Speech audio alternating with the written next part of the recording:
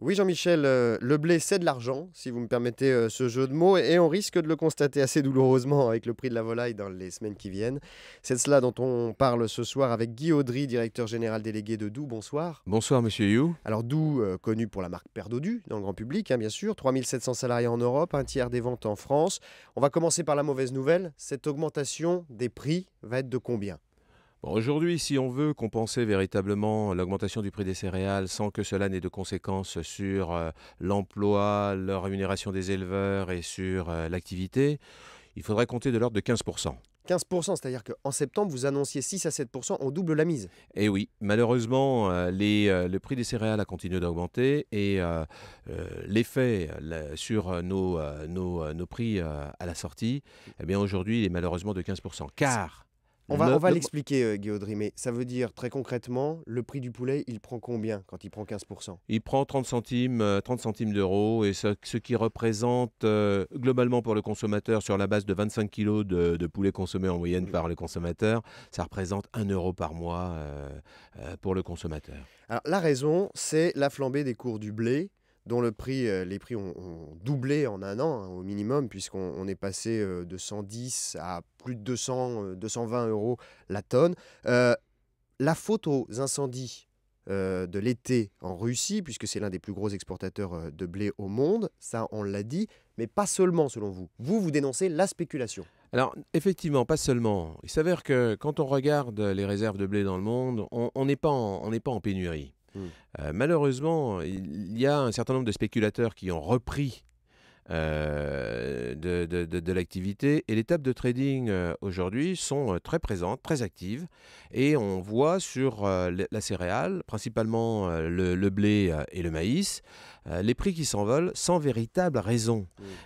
Et aujourd'hui, en fait, la seule chose qui justifie cela, c'est la spéculation. C'est d'ailleurs la raison pour laquelle, quand nos gouvernants, avec la prise de la présidence du G20, se posent la Ce sera en question, novembre. voilà, se pose la question de la régulation des matières premières, je pense que c'est une excellente question. Guy Audry, est-ce que vous encouragez pas la spéculation dès l'instant où vous répercutez justement le prix sur le consommateur final? La Non, spéculation s'arrête pas dans ces cas-là. non, il est important que le consommateur final comprenne pourquoi les prix augmentent. Il s'avère qu'il y a des gens qui sont cachés derrière des écrans, on ne sait pas, on ne les connaît pas, on n'est pas capable de les identifier. C'est très facile d'identifier un industriel. C'est très facile de mettre le doigt sur lui en disant c'est lui le vilain. Il s'avère que 50% de nos prix de revient sont composés de céréales. La volaille, ça n'est jamais que de la céréale sur pâte. Donc on convertit de la céréale, la protéine végétale, en protéine animale. Si on n'est pas capable de mettre véritablement en perspective la filière avec je ne suis pas producteur de céréales, je ne suis pas vendeur de céréales. Si je ne suis pas capable d'expliquer véritablement pourquoi nous sommes face à cette situation, eh bien je détériore tout simplement de la valeur dans la filière. Et dès lors, je vais me retrouver soit avec des éleveurs que je serai obligé de moins rémunérer, soit avec des sites que je serai obligé de fermer, soit avec une production que je serai obligé de réduire. Donc là, vous dites on augmente les prix pour sauver l'emploi, quoi. Mais bien sûr. D'accord. Vous vous adressez à qui, en fait, Guy Audry, ce soir? Vous vous adressez à la grande distribution? Vous vous adressez au pouvoir public? Alors, je m'adresse un petit peu à tout le monde, parce que, en fait, il faut bien comprendre que cette filière est en danger. Elle est en grave danger de disparition et d'extinction. Et je m'adresse à tous les acteurs de la filière. Et la grande distribution est un acteur de la filière. Il ne faut pas que la grande distribution s'exclue de cette filière en disant la filière s'arrête à la fin de la transformation du produit. Ça veut dire que M. Leclerc, M. Carrefour, M. Auchan doivent payer plus cher la matière première, donc le poulet, aux producteurs, et rogner sur leur marge lorsqu'ils le vendent aux clients? Il est important C'est ça que l'effort qu'ils doivent faire? toute la filière soit équilibrée. Une filière qui est déséquilibrée avec un qui gagnerait énormément d'argent et un qui n'en gagnerait pas. Je veux dire, la dernière crise de la céréale, c'était 2007. 2007, le groupe Doux fait 45 millions d'euros de pertes. Parallèlement à ça, certains grands distributeurs font 1 milliard d'euros de résultats nets positifs. Quelque part, il faut que la filière se rééquilibre. On ne peut pas continuer dans cette situation-là où, effectivement, au sacro-saint nom de la défense des intérêts du consommateur, on continue de rogner les marges des industriels qui, eux, par voie de conséquence, sont obligés de s'ajuster avec les éleveurs, avec tous les vrais intervenants de la filière qui sont solidaires. Alors simplement, on sait bien que les céréaliers sont dans le monde agricole souvent présentés comme les nantis, ceux qui ont beaucoup d'argent. Néanmoins, en 2009, ils ont beaucoup souffert pour le coup. La consommation, on a vidé les stocks plus précisément en 2009 de blé. Le prix de la tonne s'est effondré. Et là, pour le coup, on n'a pas vu le prix du poulet baisser. Alors, il faut que vous sachiez qu'en ce qui nous concerne, nous avons accordé des diminutions de prix qui sont allées jusqu'à 8%. C'est-à-dire que quand le prix de la céréale, il y avait un accord implicite avec la grande distribution qui consistait à, lorsque le prix de la céréale baisse, vous baissez le prix de vente de la volaille. Ce que nous avons fait, nous avons joué le jeu. C'est la distribution qui ne l'a pas répercuté? Je ne fais pas de commentaire là-dessus. J'ai dit nous avons joué le jeu. Mais l'accord implicite voulait aussi que quand il y avait la hausse, eh bien, les prix augmentent. Et alors aujourd'hui, on se retrouve face à 50% de la grande distribution qui représente 3 grandes enseignes qui nous disent non. Et cet accord implicite sur lequel nous avons accepté de jouer le jeu, et nous avons baissé les prix de la volaille en 2008-2009, eh bien, il n'est pas poursuivi en 2010. Ça veut dire, Guy Audry, que là, aujourd'hui, la grande distribution vous répond, si vous augmentez de 15% le prix final de votre poulet que vous nous vendez, on augmente de 15% derrière?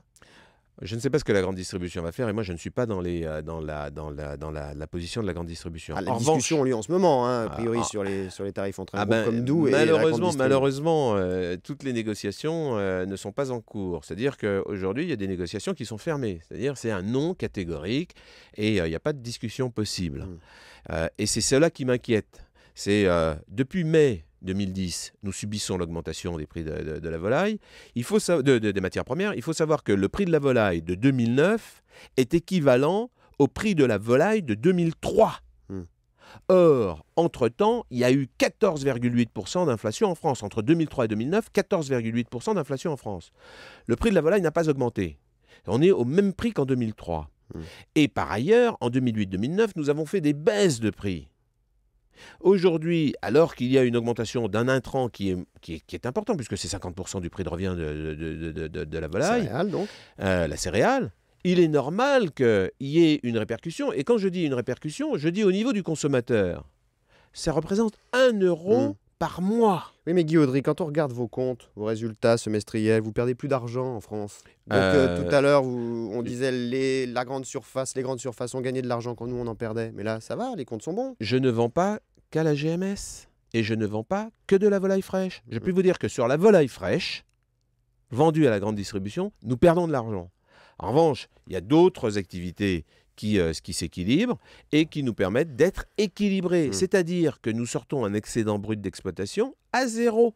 Voilà ce qu'on dit qu'on ne perd pas d'argent. Mais ça ne suffit pas à renouveler les parcs d'élevage, ça ne suffit pas à faire les investissements nécessaires pour que la filière continue de vivre. Guy Audry, ce soir, on comprend quand même que ce que vous demandez, même si c'est une relation toujours très compliquée avec les grands distributeurs, on le sait pour ceux qui les fournissent, vous leur demandez un geste. C'est plus qu'un geste. Qu'ils fassent une partie du chemin avec vous. C'est un partage de responsabilité. Voilà. Donc vous augmentez d'1 euro par mois pour le consommateur. Eux ne doivent pas aller au-delà. Nous, on ne demande pas d'augmenter nos marges de façon... On demande de répercuter la hausse du prix des céréales sur le prix de vente du poulet. C'est tout ce que l'on demande. Mais ça, pourquoi ils seraient contre? Je ne sais pas. En 2009, la consommation de viande avait baissé en France, sauf pour le poulet, parce qu'il était bon marché, il faut le dire aussi, par rapport aux autres viandes. Si vous augmentez les prix, les clients vont acheter du surgelé. Du perdodu peut-être, mais du surgelé plutôt, non? Non.